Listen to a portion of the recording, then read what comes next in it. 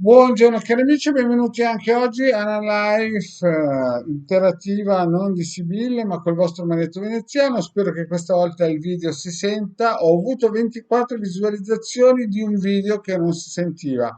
Molto probabilmente non dico che tutti i miei insomma che mi seguono sono sordi, ma molto probabilmente ho avuto anche un like, quindi molto probabilmente qualcuno praticamente leggeva o aveva il dono di sentire anche quello che purtroppo avevo combinato, cioè nel senso che non ero riuscito a mettere l'audio in questo video. Ma riprendiamo un po' il discorso che avevo iniziato. Oggi noi viviamo in un periodo di illusioni, di gente che cerca tutto, contrario di tutto, nei vari social sentiamo tutto e contrario di tutto, nascono guru senza essere mai stati discepoli, no? E vi voglio ricordare che per essere un bravo discepolo, per essere un bravo maestro, bisogna essere stato un bravo discepolo, perché se no i conti non tornano. Poi vi voglio ricordare anche una cosa molto importante, che quando voi vi svegliate la mattina, c'è sempre qualcuno che vi vuole portare via qualcosa. Che voi siete poveri, poverissimi, c'è sempre qualcuno che pensa di portarvi via un tesoro, o che pensa che voi abbiate un tesoro. Quindi a tutte quelle persone che pensano, magari perché stanno bene in questo momento, che non bisogna mai blindarsi a livello eterico, secondo me sono sulla strada sbagliata, proprio perché nel cammino facendo della mia vita ho visto che tutte quelle persone che vivevano un pochettino di karma, di abbondanza di karma, poi alla fine purtroppo si sono resi conto, no? Come dice quella frase, Ilde, com'è che dice quella frase? Se ce n'è, viva il re, il re. Ce n'è più, Gesù. Ecco, capite? Quando non ce n'è più, dopo si corre Gesù, si corre nei vari social, a cercare la parolina magica per trovare il parcheggio, per mettere a posto il lavoro. Non funziona così, signori. Perché, come ho già detto in altre pillole, no? Bisogna sempre stare attenti, sempre stare sul pezzo, sempre in un certo senso essere previdenti. Ho già spiegato in altre pillole, già chi seguiva mi ha detto il legale in Telegram, sto parlando di 4-5 anni fa, quando spiegavo ad esempio che la Russia ci avrebbe invaso, no? E adesso incomincia a scricchiolare un po' la sede, no? La gente comincia a capire che stiamo facendo la fine della rana bollita, perché non sa cosa vuol dire la rana bollita, era quella rana che era in quella vasca tiepidina, fredda, e adagio adagio gli hanno messo l'acqua calda fin quando non è bollita. Noi stiamo facendo in Europa quella fine lì. Quindi i consigli del Marietto quali sono? Chiaramente andare nel sito del capitano, scaricare gratuitamente i vari circuiti anche per difendere l'Italia, poi chiaramente i sigilli salomonici, i sigilli di Mosè, se avete della materialità, se avete una casa che volete difenderla e non volete andarvene via, perché cari miei, adesso non si parla più dell'Ucraina, ma l'Ucraina ha avuto come minimo 5-6 milioni di sfollati. Se adesso dovessero finire la guerra, questi per 10 anni sono una preistoria, e lo ripeto, questi per 10 anni sono una preistoria.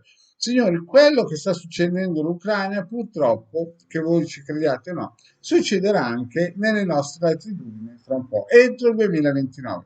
Quindi, cari miei, mettetevi l'anima in pace che bisogna difendere la propria stalla. E in questo caso è la madre patria, e più in piccolo la vostra regione, il vostro comune, il municipio e via dicendo. Il quartiere, il palazzo dove siete dentro, o la casa. Quindi io vi consiglio i sigilli di Mosè. Poi avete visto ultimamente che abbiamo anche messo, proposto delle, come si vuol dire, delle chicche su, come si chiama? Topolo?